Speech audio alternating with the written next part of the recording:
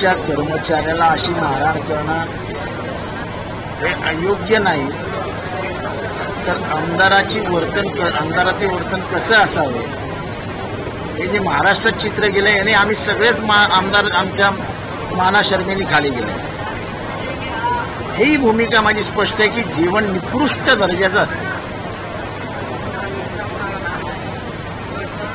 तिथल्या कर्मचाऱ्यांचे वागणेही फार काही आमदारांना सन्मान करणारा व्यवस्थित आहे। तिथल्या राहणाऱ्यांचा ते सन्मान करतात, त्यांच्याशी व्यवस्थित बोलतात असंही नाही।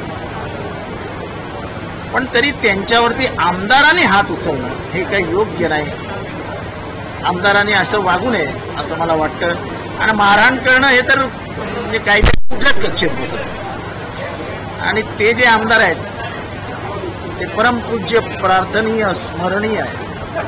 त्यांचे एकाएक प्रत्येक वक्तव्य, त्यांच्या वागण्यातलं हे त्यांच्याबद्दल न बोललेलं बरं। पण जे काय झालं ते योग्य नाही। त्याच्याने आमदार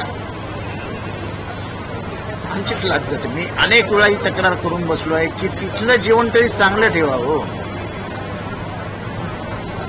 अनेक आमदार तिथेच जेवतात, अनेक कार्यकर्ते तिथेच जेवतात। कमीत कमी त्यांना तर चांगलं जेवण द्या। आणि ही सरकारची जबाबदारी आहे। म्हणजे आमदारांना 5 स्टार सारखं जेवण आमदार इथे मिळतं काही तिथे 5 स्टार देऊ नये।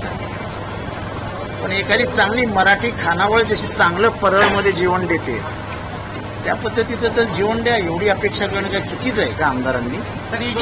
आजची उद्योगनगरी न्यूजला सबस्क्राइब, बेल आयकॉनला प्रेस करा, लाईक, कमेंट आणि शेअर करा।